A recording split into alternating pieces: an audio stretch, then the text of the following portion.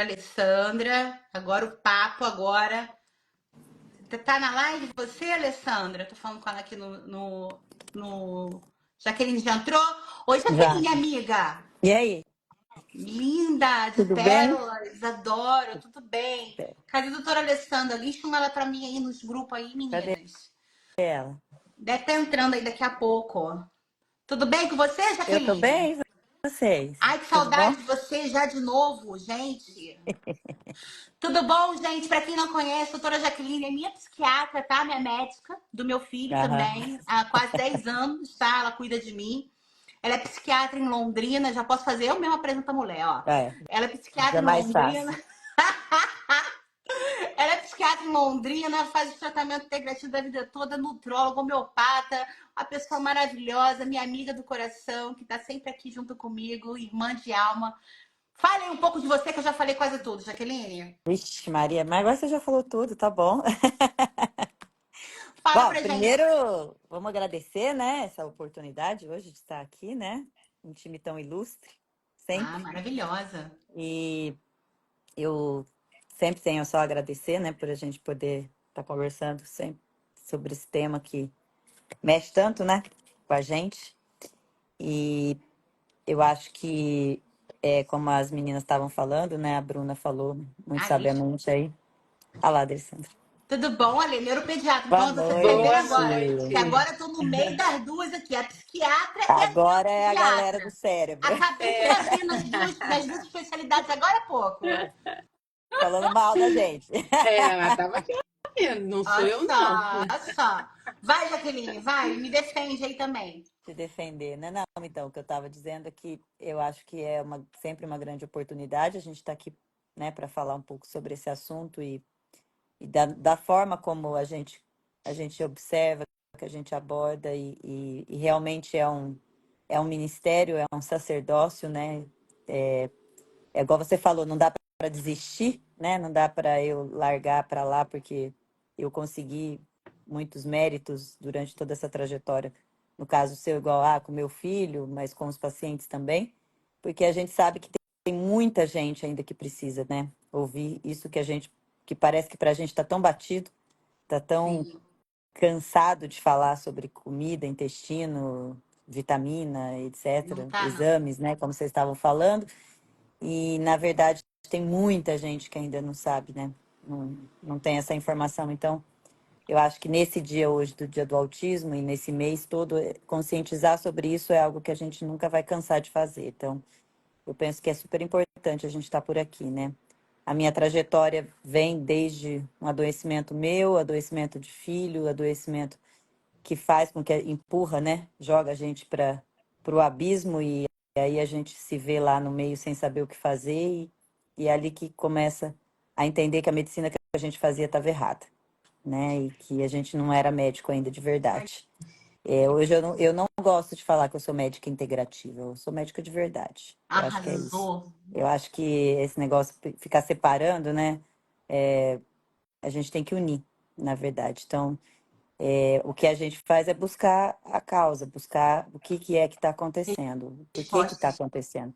Você não está só medicando, né? Você não está superficializando, mas você está tentando buscar a fundo o que pode estar acontecendo, né? É trabalhoso, nem sempre a gente tem respostas, né? Mas quando a gente consegue uma melhora é muito gratificante. Então, eu acredito que é uma bênção a gente poder estudar desse jeito e ter esse privilégio de aprender todos os dias, né? Com os nossos pacientes, com a gente lá no grupo, com as discussões que a gente tem. Ah, É isso. eu que agradeço, gente. Uma psiquiatra, né? Falando sobre a especialidade, que uma das especialidades que Que mais eu me mais indica é a psiquiatria. apanho, né? Eu só É, apanho naquele Não, grupo. você não só apanha, não. Calma lá. É que a gente Cadê a Marta? questiona. A Marta tinha que estar aqui tamo também. É, junto. a Marta, eu e Marta fica o tempo inteiro Vocês assim, duas. Ei, mas não, Jaqueline. Jaqueline! Jaqueline não é diagnóstico de Faz o esquizofrenia, papel do Jaqueline. advogado do diabo todo É. dia. Todo dia, né? Mas para mim é uma honra, tá, minha amiga, ter você, uma psiquiatra formidável. Eu aprendo com você todos os dias. Porque também, gente, não é só o olhar, né? Achar que tudo também é coenzima Q10 e mitocôndria, né? existe a parte comportamental e psiquiátrica das coisas. Psiquiátrica é uma união da Existe matéria e emoção, né? da emoção do Existe emoção, comportamento. né? Existe Mas, sentimento, e né? a Jaqueline faz esse elo pra gente, sabe? Ela traz ali, ela coloca, opa, peraí, vocês, faz louca, querendo ficar usando chá de camomila pra tudo, vamos fazer isso daqui, vamos usar os paranauê psiquiátrico também. É. Porque é importante a gente também não largar e não querer também ficar o tempo inteiro buscando, às vezes, uma resposta bioquímica. Na maioria das vezes a gente acha, né, Jaqueline, Sim, uma sim, resposta com bioquímica, certeza. mas às vezes não tem uma resposta bioquímica. Às vezes é o comportamental mesmo, e tudo bem. Esse Uhum. é o objetivo. Encontrar dentro daquela meiuca, daquela sopa gigante bioquímica, o autismo mesmo, o Sim. comportamental, a essência daquele autista. Então, é uma honra para mim ter você lá com a gente, toda hora passando para a gente a bipolaridade, a esquizofrenia, e a depressão, e o quadro maníaco, e o tempo inteiro da psiquiatria, que inclusive foi você que me fez me apaixonar pela psiquiatria, que provavelmente vai ser minha especialidade médica que eu É vou isso fazer aqui aí. nos Estados Unidos. Alô, Brasil! Mas vamos lá, então estava agora batendo aqui nos neuropediatras, e eu Isso. tenho aqui a neuropediatra mais linda do mundo, As que a gente já foi, nós jogadora de duas, né, Ale? vôlei, né, Aham. atleta maravilhosa, também faz parte, gente, ó, olha só, uma neuropediatra maravilhosa como a doutora Alessandra faz parte da minha equipe, ela está lá sempre com a gente, trazendo também toda a expertise da neuropediatria para o contexto clínico, para o contexto da medicina, entre aspas, integrativa, como a Jaqueline falou, da medicina de verdade, né? A visão do neuropediatra, da epilepsia, dos surtos também, que pode estar, das condições neurológicas que podem estar relacionadas ao quadro em si. Então, conta pra gente, minha maravilhosa neuropediatra, que está aqui com a gente, como é que foi sua jornada, como é que você chegou aqui com a gente na nossa equipe? Ai, primeiro para mim que é uma honra estar aqui nesse grupo e eu não quero sair nunca mais daqui, entendeu? É, eu sou neuropediatra já faz mais de 10 anos e uma época muito me incomodava a hipermedicalização e isso como a única saída. E eu via tantos casos de autismo dentro daquele espectro tão amplo, com crianças com características tão diferentes, e a gente proporcionava um tratamento igual, e umas evoluíam de uma maneira e outras não tão bem, e a gente só tinha aquela opção para fazer. E eu me questionava, perguntava, meu Deus, mas só tem isso, ia atrás de artigo e congresso, entrei em mestrado, comecei a estudar Ritalina e TDAH, falei, não é possível, não é possível. Até que eu descobri você e abri muito meu coração para tudo isso, porque a gente tem que sair daquele pensamento tradicional cartesiano de que a gente aprende tanto na faculdade quanto na especialização e voltar a estudar coisas que, meu Deus, que a gente não via há muito tempo e tá aberto para esse mundo que é diferente, que para mim faz muito, muito, mas muito sentido.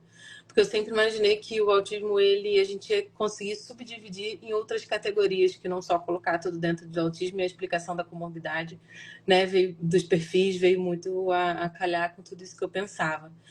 Mas também o que me fez mais estudar foi depois que a minha filha nasceu. A minha filha não tem diagnóstico de autismo, mas ela começou com dermatite atópica, com 1 ano de idade, com sono muito ruim, com as ites que foram vindo ao longo dos anos. E a única resposta que eu tinha, é isso mesmo, é atópica, e tem que dar corticoide, e aí vida que segue. Eu falei, não, meu Deus do céu, tem que ter uma explicação para isso. Essa menina não dorme direito, passava a noite acordada. E aí eu também comecei a estudar e fazer o link de que não, e era isso, assim, para os meus pacientes isso também faz muito, muito, muito sentido. E eu voltei a ter amor pelo que eu fazia e querer estar no consultório, né, e atender novamente, porque daquele jeito antigo eu não queria mais.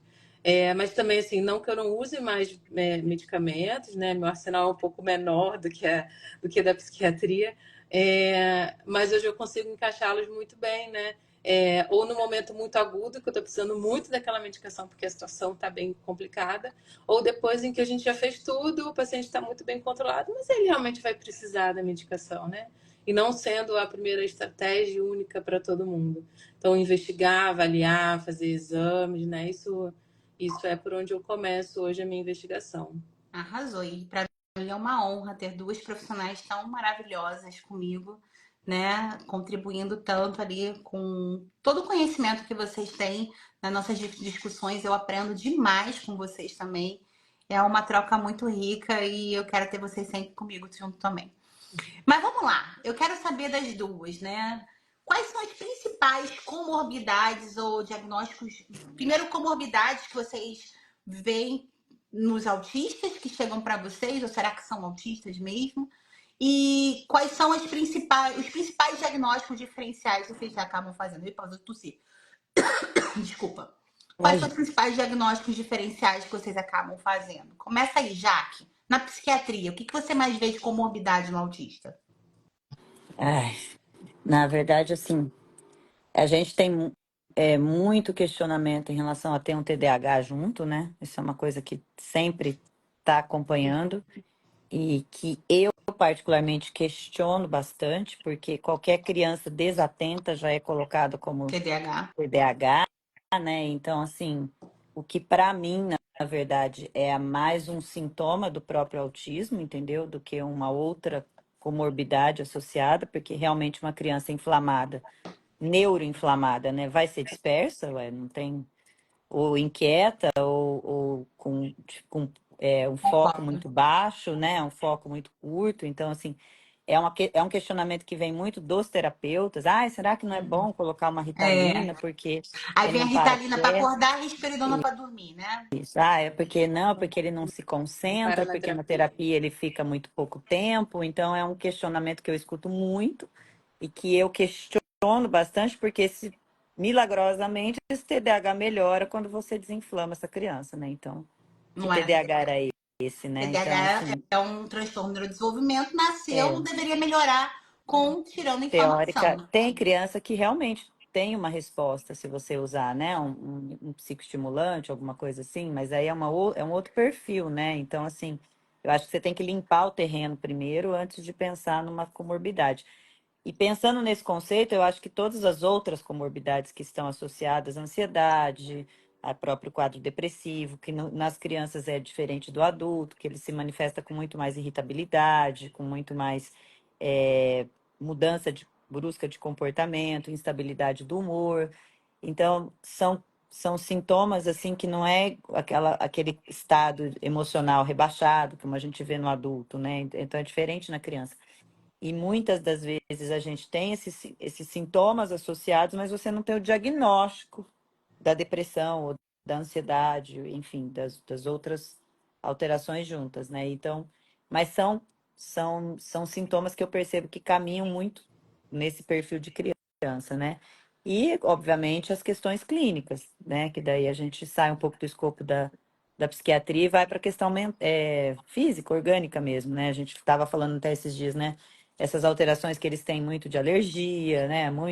Muitas IgEs alteradas, IgEs malucas, às vezes, de 2.000, 3.000, 5.000. 5 mil, E 3 aí mil. você fala, não, isso é autismo, isso é alérgico.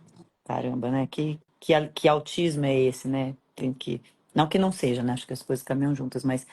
Então, assim, eu Não é percebo aquele isso. autismo todo que a gente está vendo. Não é Né? É só uma isso, criança né? completamente diferente quando você regula IgE, regula a É, liberação de histamina. É completamente diferente a então... criança. Aí a criança tem um outro comportamento, né? Tem o autismo? Tem, mas o comportamento dela muda, né? Então, assim, aí você vê que na verdade, muitos daqueles sintomas não eram autismo, né? Eram essas outras situações acontecendo junto, as questões intestinais, as questões de intolerância a determinados alimentos, né? Então, essas coisas eu acho que estão sempre, que eu acho que acontece bastante.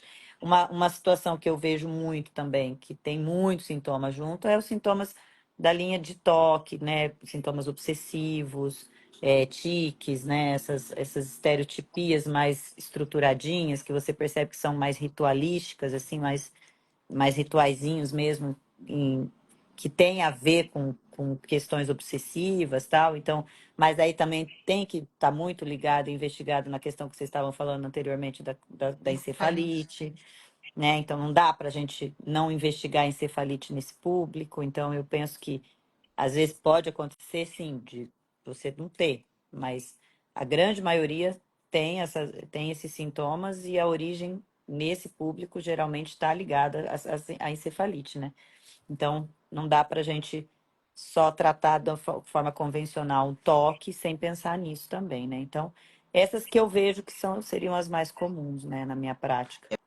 Eu já vou perguntar para a doutora Alê também, mas só para tirar uma dúvida, algo que tem aparecido muito no consultório, Jaque, e não sei se você está tendo essa percepção também, e você como psiquiatra pode falar melhor para gente, são aquelas crianças diagnosticadas autistas ali por 1 ano e meio, 2 anos mais ou menos.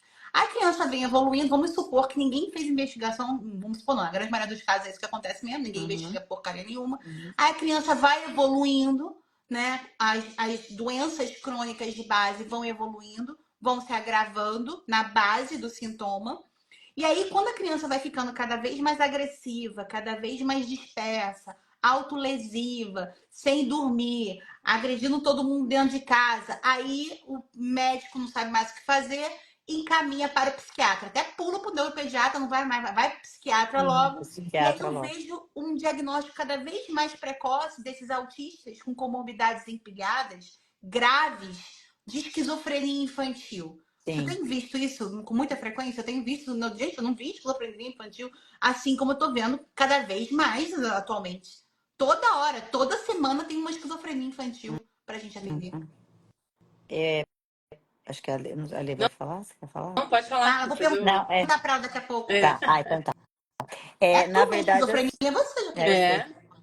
sei. É. Não, eu acho que é um diagnóstico equivocado, entendeu? Na verdade, né? Porque a gente sabe que tem essa alteração de linha de pensamento, uma fragmentação do raciocínio, porque a esquizofrenia é isso, né? Então, você ter esses sintomas não define o diagnóstico também, né? Então, assim, o fato da criança ter um comportamento psicótico, ter alterações mais graves, né? Quando vai para essa autoagressividade, heteroagressividade, tudo, você tem, eu acho que a questão da origem volta àquilo que a gente estava falando. É um processo, daí você. O que que eu penso? Que daí você tem um grau de neuroinflamação muito maior, entendeu?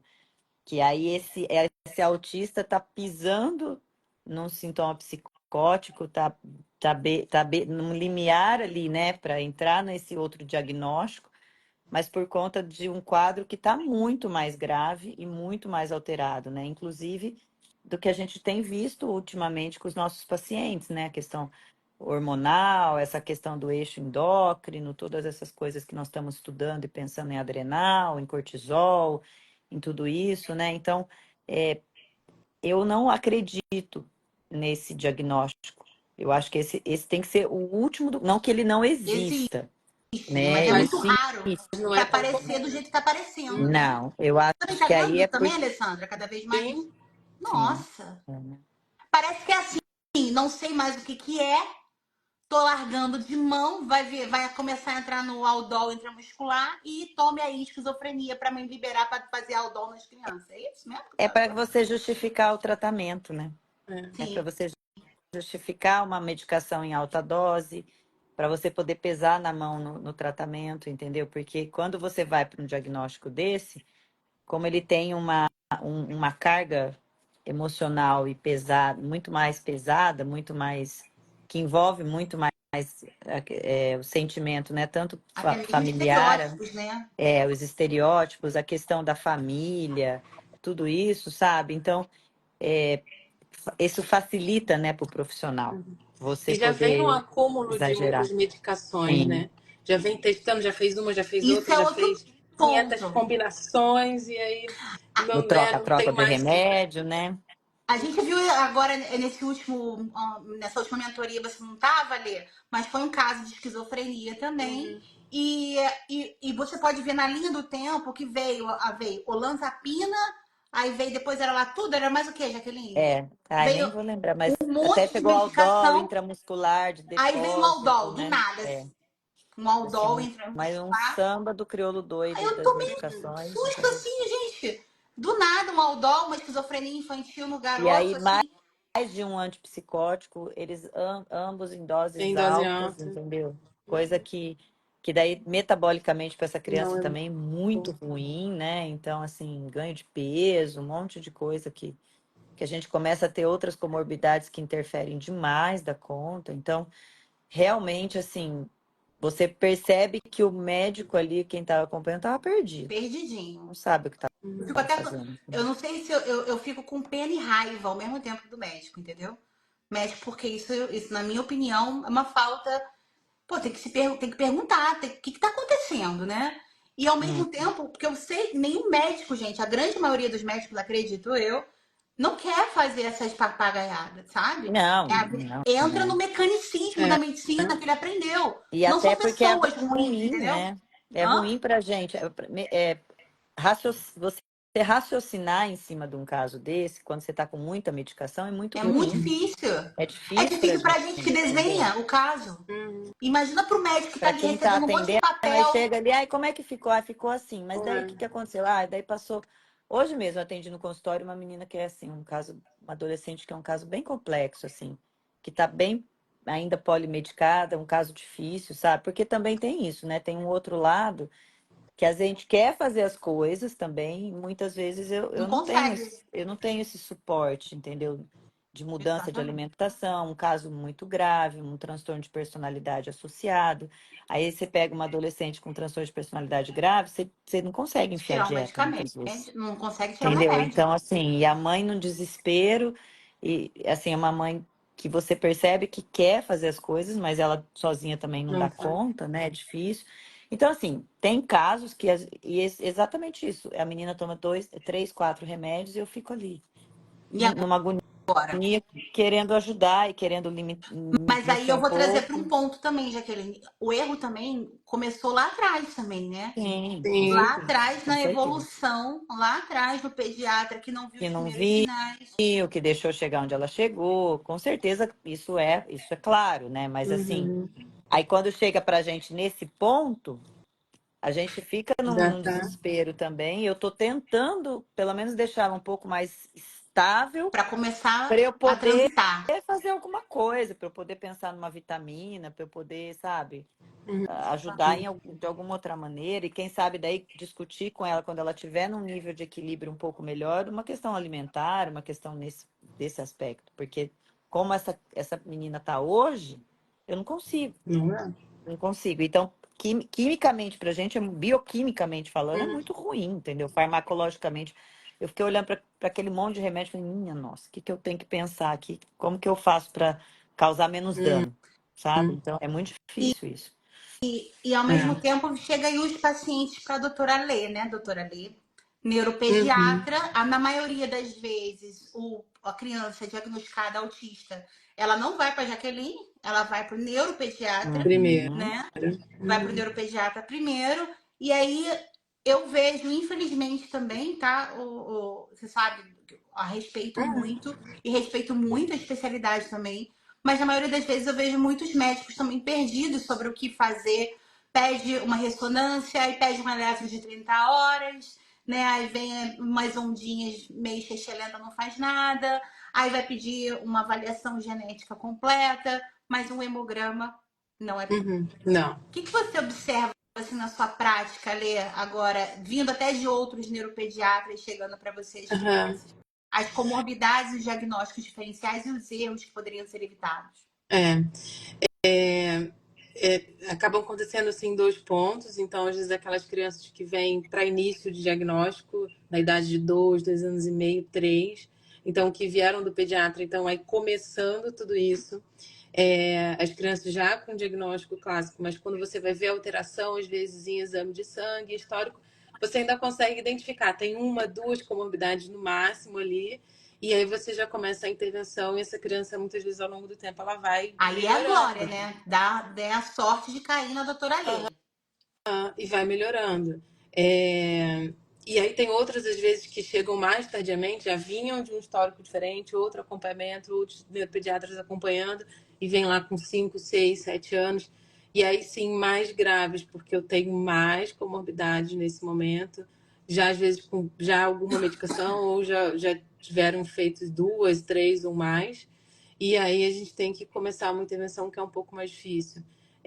Às vezes é um pouco mais difícil de mamar a medicação, por mais que às vezes seja a nossa vontade, a vontade da família tirar o remédio, não dá muitas vezes para tirar de cara, né? É. Sem você organizar tudo e melhorar para depois vir tirando bem devagarzinho e lentamente a medicação. Então, o que eu vejo é isso, que quanto mais tempo vai passando do não tratamento, das comorbidades, da avaliação através dos exames que a gente faz, né, laboratoriais, e pensando naquele corpo como um todo, e o tempo vai passando, aquele quadro clínico ele vai, de fato, piorando. É claro que também às vezes isso nem ocorre tanto, porque às vezes é aquela nível 1 e mesmo assim não tem tantas comorbidades, mas aí chegam já nessa fase mais do início da adolescência com mais de um diagnóstico psiquiátrico, né? Tem o autismo e vai ter mais um TDAH, ansiedade, e aí você vê o acúmulo de diagnósticos daí psiquiátricos. E para complementar, né, aquela fala inicial, uma outra coisa que eu vejo muito comumente associado, ou que chega muito na dúvida, não tem TOD também, né? É verdade. Então, a Esqueci do criança TOD. começa na terapia a reclamar, não quer fazer isso, não quer fazer daquele jeito, é TOD. É verdade, o TOD é o clássico também. Nossa!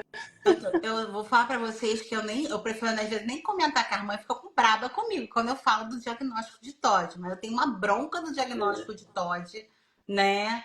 Mas Não, e é um TOD assim, né? Seletivo.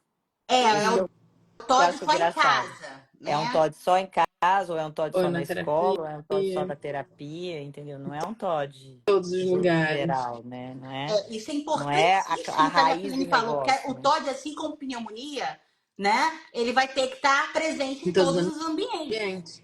Porque a Não questão só é com naquele. figura de autoridade, com né, essa coisa da oposição.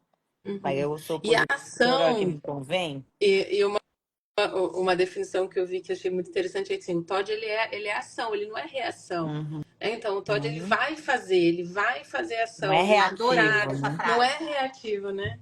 Adorei. Então, Exatamente. Porque o Matheus, e aí tá, mãe, fiquem braba comigo ou não por falar, porque eu também já passei por isso. Chegou uma época, né? Foi a época da pandemia. E eu cheguei a suspeitar que o Matheus tinha TOD. Eu falei, não acredito que eu caí na armadilha do Do TOD, né? TOD. Aí eu falei, meu Deus do céu, falando com o meu psicólogo, Moisés, que também é psicólogo dele, né? E aí eu falei assim, Moisés, esse garoto tem TOD. Ele falou, não, Shelly, você que tem um comportamento opressor. Aí eu opressora? Essa é a melhor mãe do imagina. mundo. Não, como é que eu posso ser opressora? Shelly, você é muito controladora. Ele começou a trabalhar comigo, o meu comportamento, né? Como eu me relacionava com o Matheus, aquele negócio de educação, né, positiva, né, aquela, né, de falar com a criança e tal. Porque assim, a gente às vezes tem um comportamento que a gente vê lá da nossa Uhum, família, a gente replica achando que aquilo é o padrão, é o Uhum. normal. E eu vim de uma família de italiano, minha gente, todo mundo grita, né? Fala com a mão. Você imagina, eu já grito na live, fizesse como grito dentro de casa. Então, eu vejo uma barata, eu grito, cai um negócio no chão, eu grito. Então, eu tô trabalhando isso para melhorar, tá? Às vezes eu fico com raiva da minha voz, por exemplo, eu tô aqui agora, minha voz está saindo, ela está me irritando ao mesmo tempo. Sou DH, tá, gente? Então eu tenho uma dificuldade com barulho da minha própria voz. Então, às vezes, eu tô irritada comigo mesma e eu acabo me irritando na casa. Esse problema que eu tenho acabava trazendo uma afetando. reatividade dele. É o que a Alessandra falou. Não era uma ação dele. Ele estava Uhum. reagindo a um processo meu. E quando eu consertei esse processo, ele melhorou.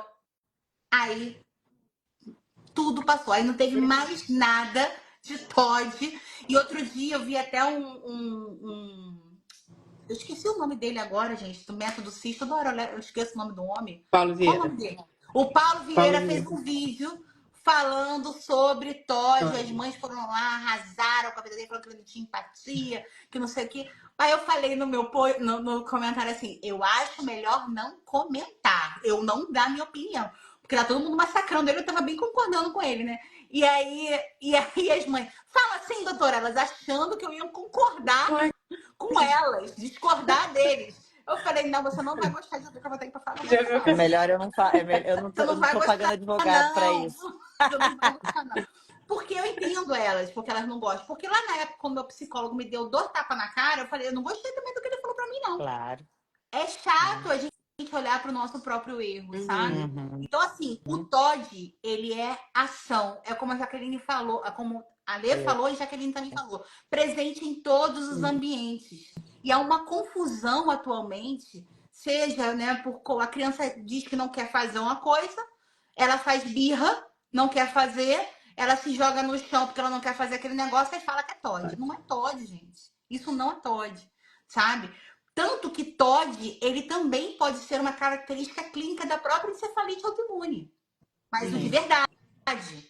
Não a criança que não está fazendo o que a gente quer naquele momento, sabe? Então, isso é outra coisa muito importante para a gente bater também aqui. Não fiquem chateadas comigo, não. Já passei por esse processo, minha gente. Não me odeiem, tá? Mas é muito do nosso comportamento. Vocês querem melhorar o problema aí ou vocês querem tapinha nas costas? Vocês querem melhorar? Então, ouve que eu já falei, uma pessoa que já passou pelo mesmo problema que vocês. Eu. Então, eu já passei. Não é TOD. 90% dos casos não é TOD, tá? Mas, Ale, conta pra gente também um pouquinho das epilepsias. Isso é bom. Das epilepsias que não são... Segundo os estudos, cerca de 20 a 30% dos autistas têm uma epilepsia não diagnosticada. Na minha opinião, esse número é completamente errado. É muito mais do que isso. Porque, na verdade, não se investiga, não se sabe ler, e às vezes pedem aquele eletroencefalograma que é pescar Convencional. baldinho, né? Convencional de 30 minutos, e não se avalia onde as principais epilepsias ocorrem dormindo. Ou a criança, às vezes, tem aquela crise de ausência, ninguém percebe que é aquela crise de ausência. Conta um pouquinho pra gente, para as mães, o que elas podem começar a observar em casa, ou conversar com o médico para investigar também sobre epilepsia. As crises clássicas, né? Tônico clônico, Clínicas, né? são São mais mais visíveis, fáceis, né? né? Mais fáceis de serem identificadas. Nesse contexto, a epilepsia ausência é uma epilepsia bem difícil, porque é essa realmente de parada comportamental. Ela pode ocorrer tanto na síndrome epilética de ausência ou uma crise focal descognitiva, que só tem aquela parada comportamental e volta. Então, isso é mais difícil de você identificar. E muitas vezes passa até como uma desatenção, como não está ouvindo o que está falando, né? E muitos deles, às vezes, nem apresentam isso. E tem as questões de atraso de desenvolvimento, atraso de fala, questões comportamentais. E quando você faz um vídeo eletro, aparece atividade elétrica irritativa. No vídeo eletro. E aí existe uma grande discussão de se tratar ou não tratar com medicação, porque até que ponto essa alteração vai estar relacionada com o atraso de desenvolvimento, né?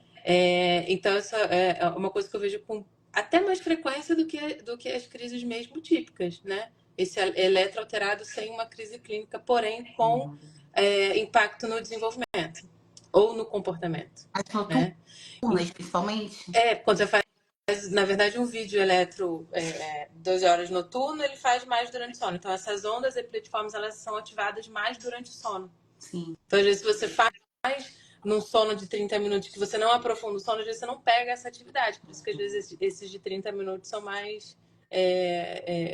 dão mais normais, negativo, né? Isso. Aí E eu queria já aproveitar e fazer uma pergunta. Olha, eu querendo.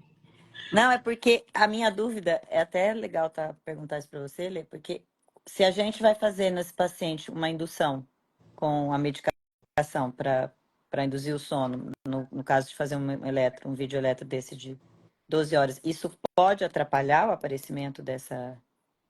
Não, se a gente usa... O que você vai usar? Você vai usar uma melatonina, um antialérgico. Não vai ser um sedativo que vai alterar o resultado do eletroencefalograma, entendeu? E nenhuma outra sedação mais profunda. Vou sedar com benzodiazepina para conseguir fazer eletro, entendeu?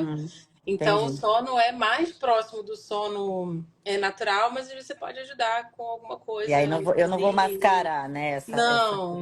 Não, antigamente usava muito hidrato de cloral. Isso. Mas depois que ele saiu do mercado ficou difícil, então acaba sendo essas opções, né, que a gente tem. Tá. E aí durante o sono é o que mais a gente pega de alteração. Então, a decisão, muitas vezes não é uma decisão fácil, porque você está diante de uma família. E muitas vezes é uma família que já tem esse pensamento de, poxa, medicalização, então você tem que falar assim, ó, eu preciso entrar com anticonvulsivante. E aí eu explico muito que a gente precisa organizar essa atividade elétrica cerebral, né? Para que também veja resultado nas outras coisas. Porque a criança às vezes vem patinando no tratamento. Já tá tudo direitinho, tá dieta, tá tudo organizado e ainda tem essa Não tem alteração melhora, né? e não tem melhora em algum ponto.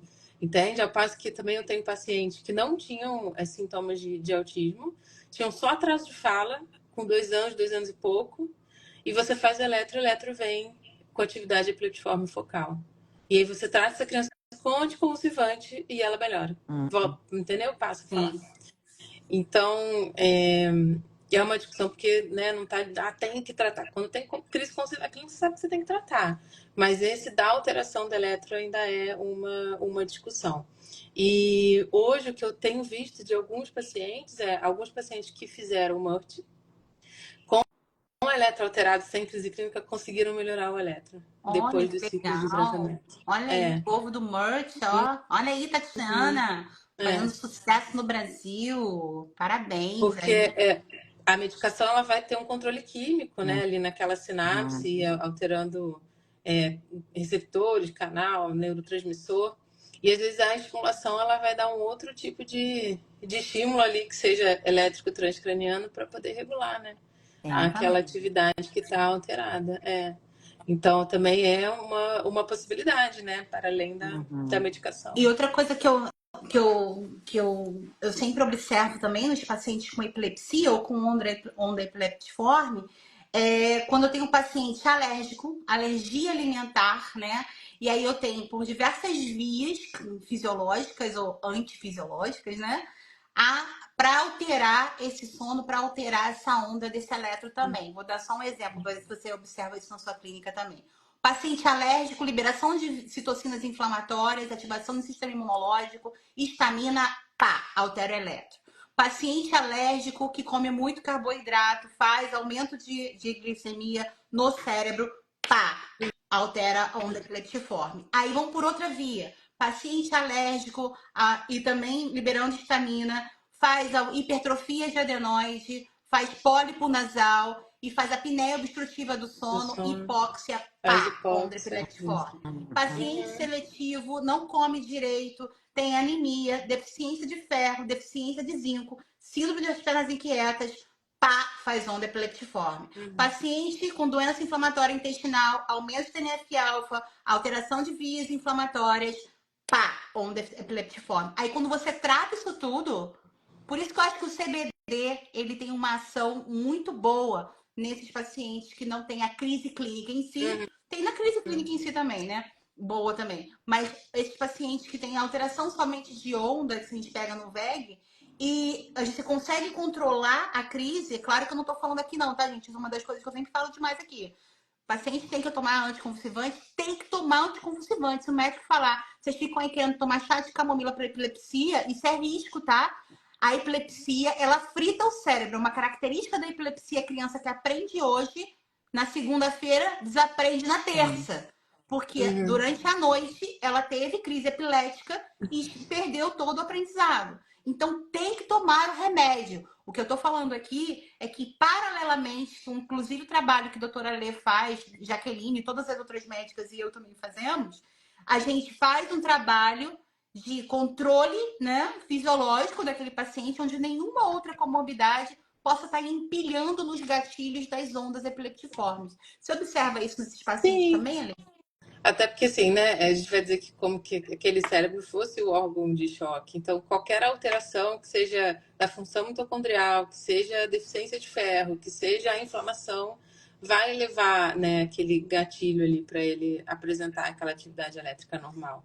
E eu tô uma paciente agora recente que eu estou tratando, ela tem um desenvolvimento típico, 1 ano e pouquinho, crise convulsiva, clínica, eletroalterada, alergia a ovo. Ah lá. E aí, você tem que tratar, porque eu falei, ó, tem que tratar com remédio e tal. Sim, sim. Mas muitas vezes o neuroplástico não vai olhar para isso e vai dizer, Não. ovo? Ah, O que que isso tem a E aí, onde ver, né? será que a gente vai chegar? Será que eu chego no não controle dessa epilepsia?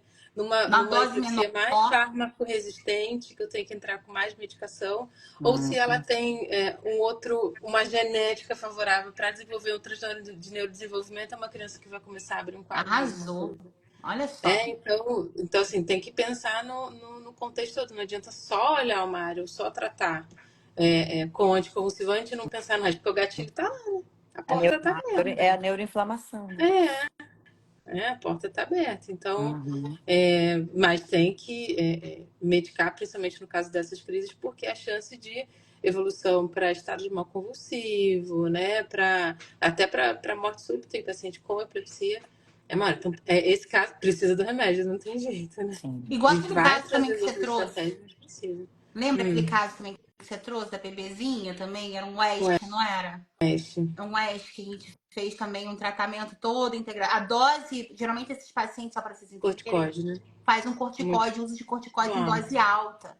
E a Lê conseguiu, você tem que publicar esse caso, já que, a Lê, porque a Lê conseguiu, nessa bebezinha, fazendo todo o tratamento integrativo, usar uma dose mínima de corticóide. e controlar Que a legal. crise belíssimamente. Fica até arrepiada só de lembrar. E a bebezinha evoluiu super bem, sem a presença, sem ter que ficar fazendo pulsoterapia com corticoide. E exatamente isso, tratou o todo. O todo vai estar influenciando. Eu falei hoje mais cedo, né? Eu estava conversando com alguém sobre isso. Falei, gente, não tem como você comparar uma criança de um lado, inflamada, desnutrida, com síndrome fúngica, com cortisol lá na chão, rainha de sucata. Uma criança cheia de metal pesado, com uma dificuldade de fazer detoxicação. E uma outra criança sem nada disso, tratou isso tudo. Essa mesma criança são universos para multiversos diferentes. Uhum. Totalmente diferentes. E é esse o nosso trabalho todos os dias. Levar saúde. Como a gente falou aqui várias vezes, Jaqueline falou, a Lê falou, quando tem que usar medicação, minha gente, usa. Tem que usar. Vai ter que dar sertralina, vai ter que dar risperidona, vai ter que dar aripiprazol, vai ter que dar losapina, vai ter que tomar por um período enquanto a gente está tratando a base. Da mesma forma, Lê, vai ter que tomar um anticonvulsivante, vai ter que tomar o Keppra, vai ter que tomar o corticoide, vai ter que tomar o Depaquene, vai ter que tomar enquanto se trata. Não tem, a gente não larga a medicina, igual a Jaqueline falou, a medicina de verdade. Nós somos médicas ainda, mas nós somos médicas que olham o todo. Então eu quero tratar o paciente por inteiro, não só um pedacinho, né, da cabecinha do paciente, lá no gânglio da base, pronto, acabou, esquece que a criança alérgica a outro, esquece que a criança tem intestino e pronto, acabou. Esse é o desafio. E é isso que nós queremos trazer para vocês hoje. Vamos terminando aqui.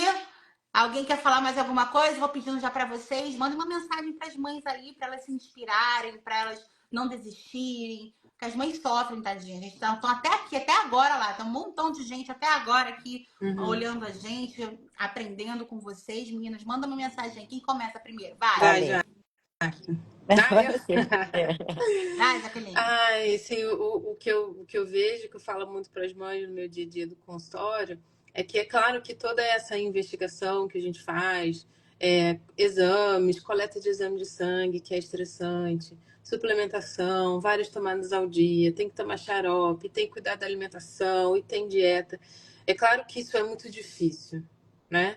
Eu acho que é um grande desafio para elas. Quem já vem dessa jornada há muito tempo já vem entendendo e já entra nisso, mas quem não tem o conhecimento, que às vezes são pacientes que eu recebo mesmo, e a gente tem que trazer isso, existe uma dificuldade, mas eu sempre falo para elas assim, tá, mas qual é o difícil que você quer para sua vida? Porque com certeza ficar muitos anos em clínica e muitas medicações e ver seu filho não evoluir é muito mais difícil. Então tem que ter um esforço, de todas as partes para não colocar tudo só na terapia, só na mão do médico que tem que trazer o remédio, mas traga para você também a responsabilidade que faz parte desse processo, dessa jornada de tratamento. Exatamente. Nunca se esqueça, o nome é consulta, né? Então, somos consultores. Quem executa são vocês em casa. São vocês. Vai, Jaqueline. Fala com as mães aí, Jaqueline. Não, o que eu acho que eu sempre pensando um pouco nesse lado também do quadro do que você falou, da gente se olhar também, eu acho que é importante, eu sempre bati muito nessa tecla, que as mães, a família adoece junto, né? Então, por isso que eu acho que é importante a gente fazer, porque isso que a Lê estava falando, né, de assumir esse papel, de assumir dieta, de suplemento e esse cuidado todo é muito difícil, mas eu acho que as mães, as famílias não devem se anular no processo, entendeu? Então, assim, eu sempre acho que é importante a mãe se cuidar também, e às vezes até nesse contexto de comer melhor e buscar isso para a criança e trazer isso para o contexto familiar, entendeu? De uma alimentação saudável para todo mundo. Isso vai fazer com que todo mundo fique bem mentalmente falando, né? Porque eu vou desinflamar não só aquela criança, mas a mim. Porque eu brinco falando com a bananeira não dá laranja, né? Então, se essa criança tem inflamação, você também tem, mãe. Não Exatamente. adianta você achar que não. O seu pai tem alteração de gene, de celíaco, tem. Alguém tem, entendeu? Não é você, é teu pai, é tua mãe, é avô, é avó. Então, assim, a gente vê, depois você vai falando, quando você vai investigando a parte genética, né? Ah, o vô tinha, a avó tinha Uhum. câncer de reto, câncer de intestino. Então, você vê que tem ali alguma coisa também já pregressa, né? Então, eu acho que é importante as famílias entenderem assim, não se anulem, não se abandonem, se cuidem, busquem cuidar da sua saúde, comer direito, buscar ter um tempo para fazer uma atividade física, para desestressar um pouco, sabe? Para não ficar também 24 horas envolvido no Mindful. mundo do autismo, Uhum. porque o seu filho não é só o autismo dele, o seu filho é Meu seu filho, filho. né? E você é viva, você tá ali, você tem que ter uma vida, entendeu?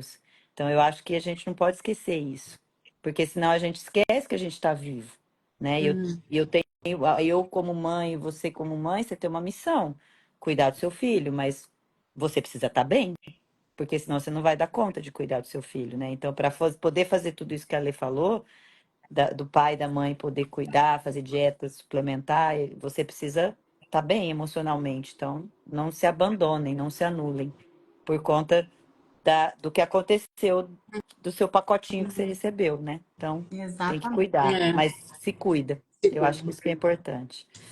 E ó, uma coisa que eu não falei, doutora Lê atende em Maringá e online. Minha mãe. Faz parte da minha equipe também. Vocês podem encontrar o arroba dela lá nos meus stories.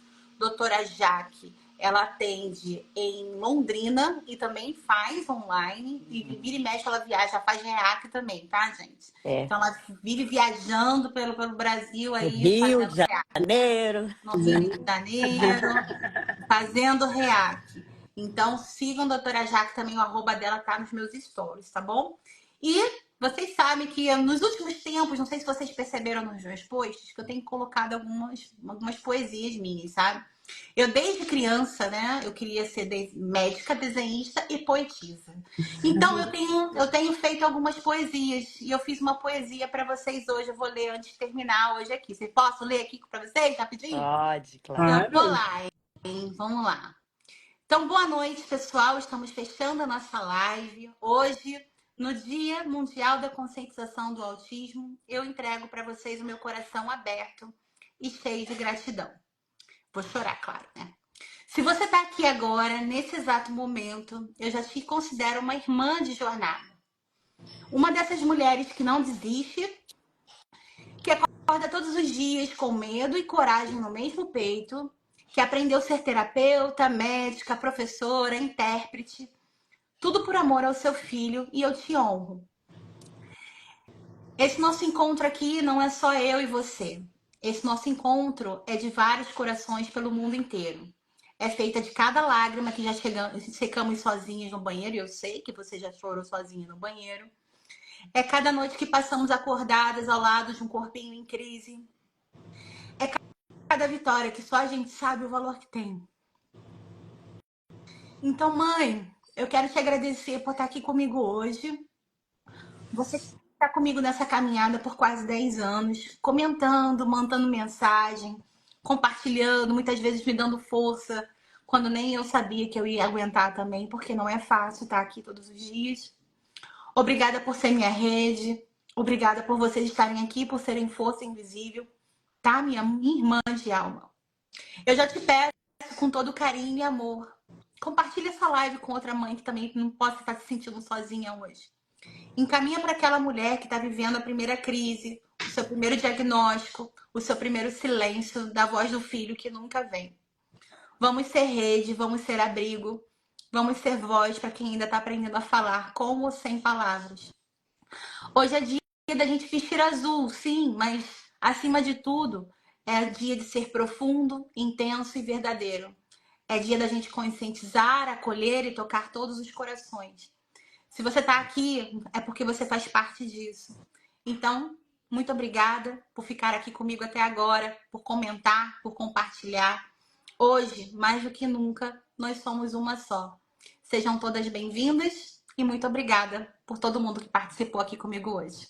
Feliz dia da conscientização do autismo, gente. Muito obrigada, meninas. Muito obrigada, Bruna, Débora. Muito obrigada, Fabi. Muito obrigada, Jaqueline. Muito obrigada, Alessandra. E todas as outras mentorandas que não participaram hoje, mas vão participar no outro dia. Vocês também são minha rede de apoio. Muito obrigada de todo o coração, meninas. Um beijo e Beijo, até a amiga. próxima, pessoal. Tchau, Obrigada, viu? gente. Beijo, Obrigada. Amo gente. Tchau, vocês. tchau. Tchau, tchau. Tá bem. Também. Beijo, tchau.